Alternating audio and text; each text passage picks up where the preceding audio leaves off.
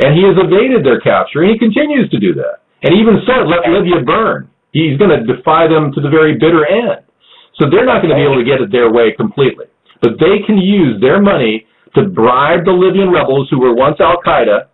You know, if they were on the take of the CIA and they were working with the CIA at one point, and now they're rebels all of a sudden, they were Al-Qaeda, and now they're, I mean, this is very confusing to the average person in America.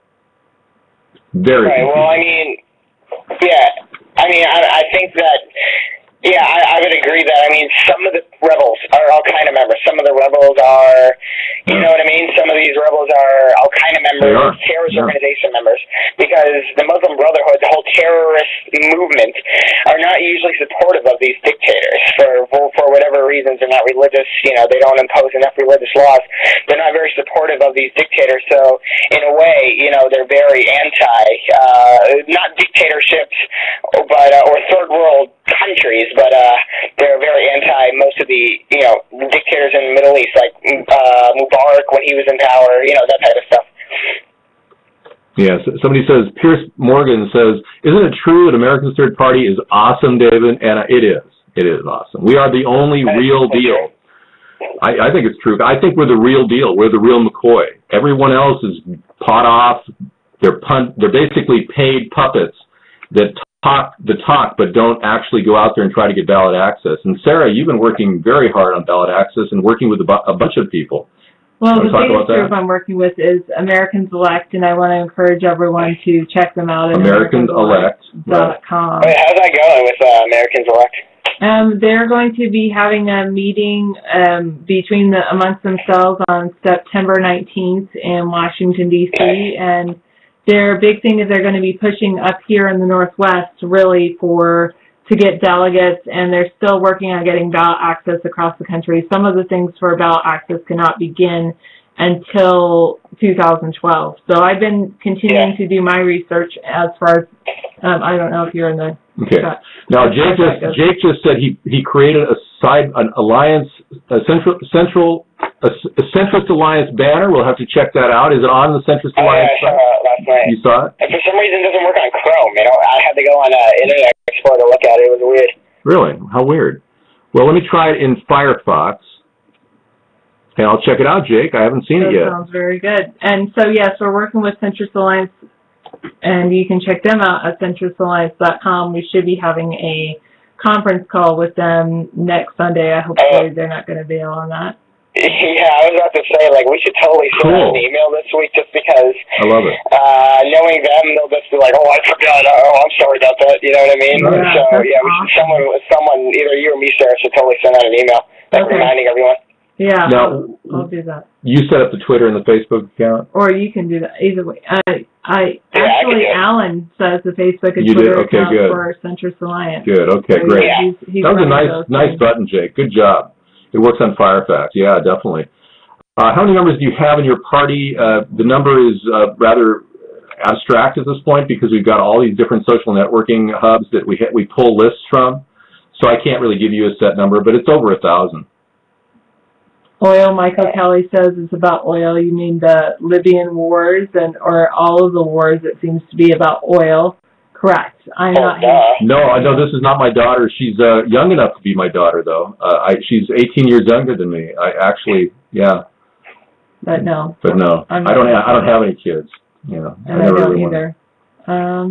Yeah, well, I think putting up signs, Jake, in local universities, flyers, would be a good way to get started to promote America's Third Party. And I must ask all of you, you know, as much as I make a big issue about money and how, you know, I don't want to be viable, clearly we need donations. And if you can donate, please, our donate buttons are ready and waiting for all of you to donate whatever you can afford. And if you're on a very tight budget, I completely understand. Don't even think about donating.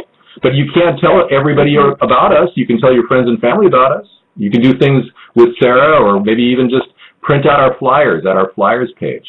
Yes. Right. Well, yeah.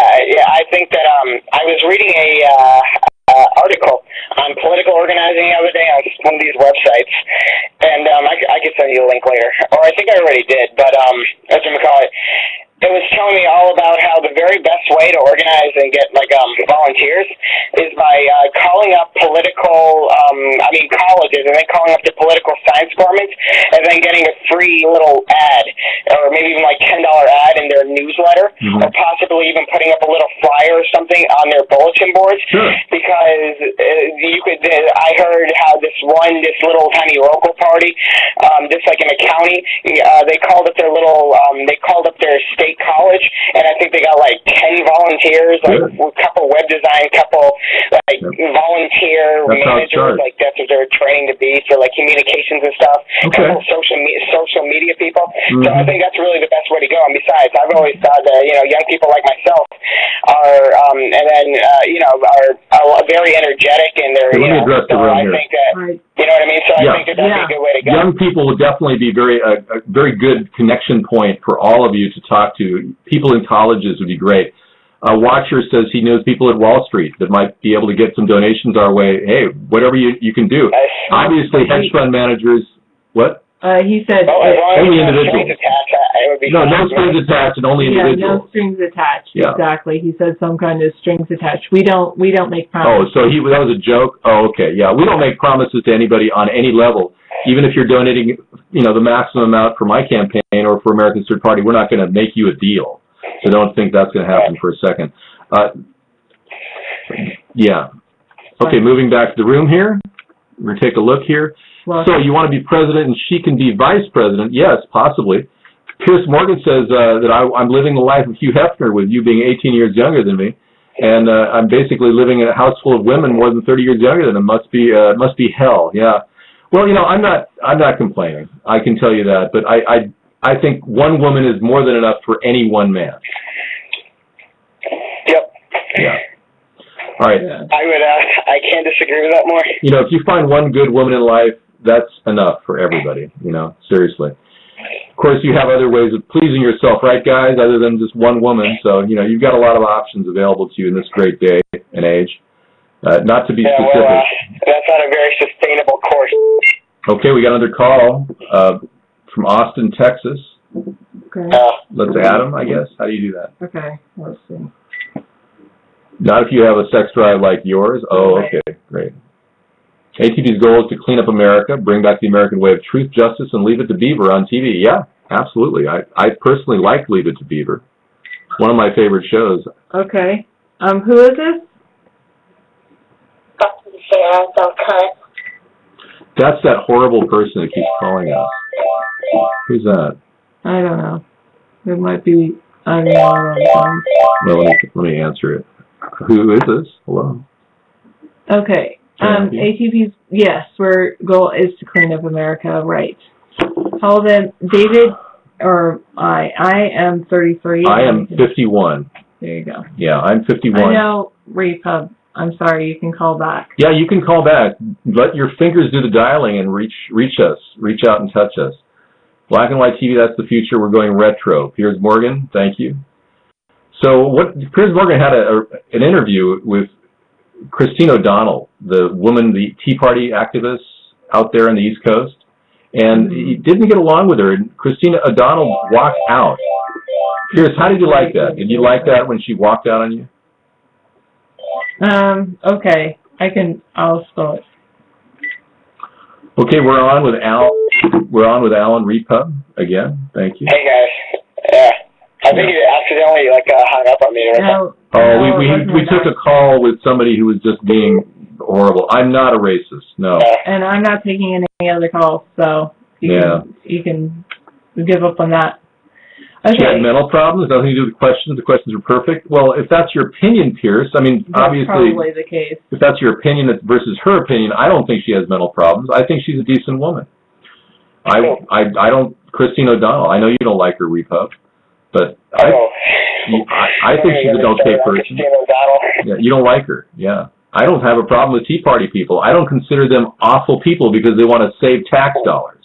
I personally don't. Yeah, I agree with their principle, and I agree with the Tea Party's, I guess, principle, not really their principle, but I agree with the principle of finding ways to save money, not the Tea Party extremist way, but I agree with the way, agree with finding ways to save money and cutting government waste and possibly or cutting taxes for us, and finding other ways to get revenue, but I personally think Christine O'Donnell, I listened to her debate, I think we could all easily, you can get some homeless dude off the street and he could easily beat her in debate. She's just not very smart, in my opinion. Okay, well, that's your opinion. I'm not here to stifle people because they lack intelligence. I welcome all people of all intelligence to discuss every issue under the sun. I don't have an IQ barrier to talk to me. I'll talk to anybody who's at a low level or a high level. It doesn't really matter. And I think her opinion about the Tea Party and how important it was at that time was valid. I think the Tea Party actually was an injection into our government at a time that actually worked out so that put the brakes on Barack Obama. He was outspending Bush, and he was engaging in a behavior that would probably need a fiscal conservative to say, hey, buddy, slow down. And that's all the Tea Party was, as a Republican. They were Republican offshoots, the Tea Party people were. And their positions are to the right of the Republican Party. But they are Republicans. I don't support republicanism, per se. I don't support the model of republicanism in the past. The George W. Bush, Karl Rove Republicans, to me, are all about big business and not about jobs. Because nowadays, big business automates and outsources. They don't care about the average man. So we can't go toward another George W. Bush, Rick Perry-style candidate. Our nation is in jeopardy now. We need a person who's progressive enough to build a jobs plan, to get a government jobs plan going. Ironically, Obama's not. And here he is, people calling him a socialist or a communist. He doesn't even realize the government is responsible for creating jobs up to a point. They need to inspire the private sector. Go ahead. Yeah, I would totally agree. But I would agree. I think that the government is responsible, and I don't think the government itself should be the one creating jobs. I don't think those people should be employed by the government, but I think we should be investing in the private sector, investing in the private sector to create jobs. I think there also a tax of that money, I think would be a smart way, is basically say, like, we're going to give you this money if you don't meet this many requirements, if you don't make these many jobs, or if you don't allocate this amount of money, our government taxpayer money, towards this and that will help and create jobs or save jobs, then you're never going to get a penny from the government again. And I've always been a big supporter of that, and I think that we should do that whenever giving out money to any private sector business. Well, that's precisely wrong with the problem that went wrong with the Community Reinvestment Act, the one that Jimmy Carter came up with, and Bill Clinton. Private businesses or private banks to spend the money on the wrong things. We just need to find the right thing. Look at this scenario. You got mortgage companies profiting from the Community Reinvestment Act. You got the government mandating the amount of money they have to spend with mortgage companies. How did they get in on this? That's the problem. You see, the real problem is people need a house to live. And when they get a house to live that's affordable, they could cut their costs once they have an affordable rent or mortgage payment. That's the thing.